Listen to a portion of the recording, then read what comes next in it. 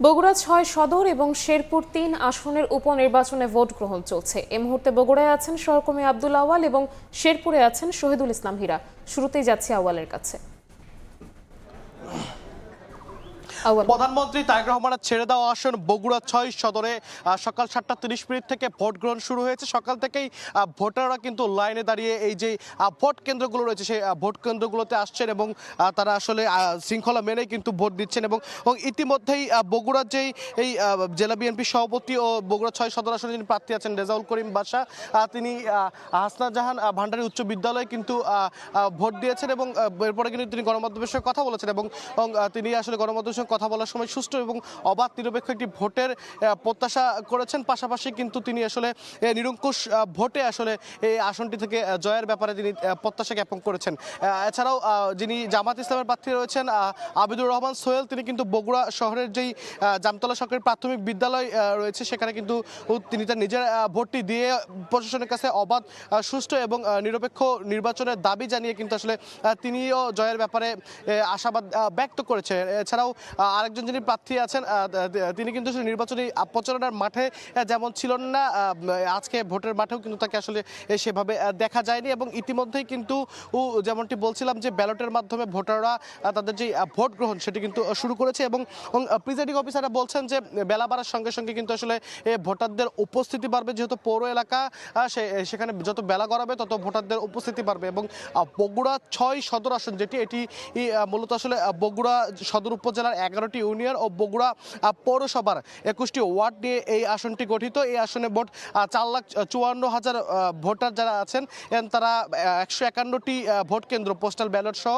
সেখানে কিন্তু তাদের ভোটাধিকার তারা প্রয়োগ করছেন এবং এখানে এবারও আসলে জামাতে ইসলাম এবং বিএনপি মনোনীত প্রার্থীর মধ্যে কিন্তু আসলে মূল লড়াইটি হতে চলেছে এবং এই আসন থেকে কিন্তু বর্তমান প্রধানমন্ত্রী বিএনপি চেয়ারম্যান তারেক রহমান 2.25 লাখেরও বেশি ভোট পেয়ে নিরঙ্কুশভাবে আসলে বিজয় পেয়েছিলেন গত 12 ফেব্রুয়ারি নির্বাচনে। তবে আইন মেনে আসলে একটি আসন ছেড়ে দেওয়ায় কিন্তু এই আসনটি তিনি ছেড়ে দিয়েছেন। এখান থেকে এবারে সাবেক পৌর মেয়র এবং জেলা বিএনপি সভাপতি রেজাউল করিম বাদশা কিন্তু নির্বাচন করছেন। অপরদিকে তার প্রতিদ্বন্দ্বী আছেন বগুড়া সদর উপজেলার সাবেক ভাইস চেয়ারম্যান বগুড়া শহর জামাতের আমির আবিদুর রহমান সোহেল এবং এই আসনটি কিন্তু বরাবরই আসলে জিয়া পরিবারের আসন হিসেবে পরিচিত। এই আসন থেকেই প্রয়াত প্রধানমন্ত্রী ও বিএনপি সাবেক চেয়ারপারসন বেগম খালেদা জিয়া কিন্তু আসলে বারবার এই আসন থেকে নির্বাচিত হয়েছেন, বিপুল ভোটে নির্বাচিত হয়েছেন এবং বগুড়ার যেই অন্যান্য সংসদীয় আসনগুলো রয়েছে এই আসনগুলোতে কিন্তু গত 12 ফেব্রুয়ারি যে নির্বাচনে সেখানে কিন্তু বিএনপি প্রার্থীরা নিরঙ্কুশ ভোটে আসলে বিজয় পেয়েছিলেন এবং ইতিমধ্যেই সেনাবাহিনীর প্রায় 250 জনের বেশি সদস্যের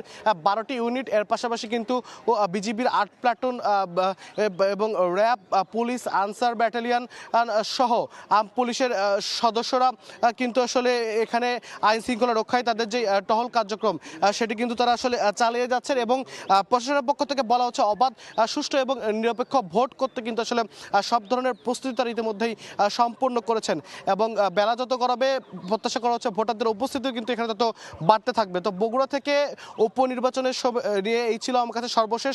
শেরপুরে নির্বাচনের খবরাখবর জানাবেন সহকর্মী শহীদুল ইসলাম হীরা। সকাল 7:30 থেকে শুরু হয়েছে শেরপুর 3 আসনের জাতীয় সংসদের ভোট গ্রহণ। এই নির্বাচনটি 12 ফেব্রুয়ারিতে হওয়ার কথা ছিল, কিন্তু 12 ফেব্রুয়ারি এর আগে এই জামাতের একজন প্রার্থীর মৃত্যুজনিত কারণে এই নির্বাচনটি স্থগিত করা হয়েছিল। আমরা লক্ষ্য করেছি সকাল থেকেই শেরপুরের 3 আসনের বিভিন্ন এলাকায় সেনাবাহিনী, বিজিবি, র্যাব, পুলিশের টহল টিম ঘোরাফেরা করছেন। তা কিন্তু আসলে নিচ্ছিদ্র নিরাপত্তা দিচ্ছেন। তা আমরা পুলিশ কর্মকর্তাদের সাথে কথা বলেছি, তারা আমাকে জানিয়েছেন শেরপুর 3 আসনের ভোটকে সুষ্ঠু, অবাধ এবং নিরপেক্ষ করার স্বার্থে কিন্তু তারা যা যা করা প্রয়োজন তাই করছেন। তারা এই সকাল থেকে আমরা লক্ষ্য করেছি 7:30 আগে থেকে কিন্তু আসলে ভোটাররা লাইন ধরে কিন্তু সুশৃঙ্খলভাবে ভোট দিচ্ছেন এবং ভোট যারা গ্রহণ করছেন তারা কিন্তু সুশৃঙ্খলভাবে ভোট গ্রহণ করছেন। আমরা লক্ষ্য করেছি প্রত্যেকটি কেন্দ্রে কিন্তু আসলে সিসি ক্যামেরা লাগানো হয়েছে। যতগুলো কক্ষ রয়েছে প্রত্যেকটি কক্ষে সিসি ক্যামেরা লাগানো রয়েছে, এমনকি বাহিরেও বেশ কয়েকটি করে সিসি ক্যামেরা লাগানো হয়েছে। অর্থাৎ ভোটকে সুষ্ঠু এবং নিরপেক্ষ করার জন্য যতটা নিরাপত্তা ব্যবস্থা গ্রহণ করা দরকার কর্তৃপক্ষ কিন্তু আসলে ততটা নিরাপত্তা ব্যবস্থা গ্রহণ করেছেন।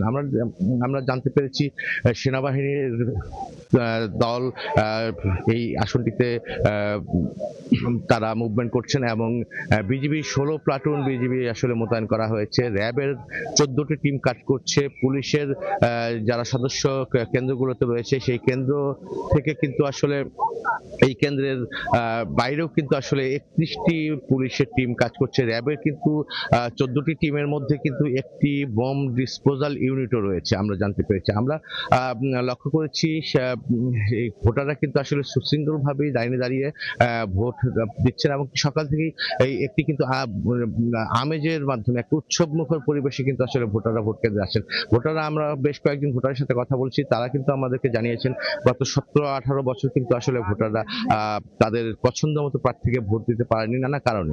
তো সেই কারণে কিন্তু আসলে ভোটাররা এখন কিন্তু আজকে কিন্তু উৎসবমুখর পরিবেশে ভোট দিচ্ছেন। আমরা কয়েকজন নতুন ভোটার সাথে কথা বলছি, তারা কিন্তু আসলে ভোটার হয়েছেন বেশ কয়েক বছর আগে। ভোটার হলেও কিন্তু তারা কখনো নিজেদের ভোট নিজেরা প্রদান করতে পারেনি। তারা কিন্তু খুব আনন্দের সাথে ভোট কেন্দ্রে আসছেন এবং ভোট প্রদান করছেন। একটা বিষয় আমি আপনাকে জানিয়ে রাখি, শেরপুরে কিন্তু আসলে মূলত বিএনপি এবং জামায়াত প্রার্থীর মধ্যে কিন্তু মূলত আসলে প্রতিদ্বন্দ্বিতা হবে এটা আমরা ভোটারদের সাথে কথা বলে আমরা জানতে পেরেছি। তো শেরপুর 3 আসনের নির্বাচন নিয়ে এই ছিল আমার কাছে সর্বশেষ তথ্য। উপনির্বাচনের খবর জানতে আমরা সরাসরি যুক্ত হয়েছিলাম শেরপুরে, তার আগে ছিলাম বগুড়ায়।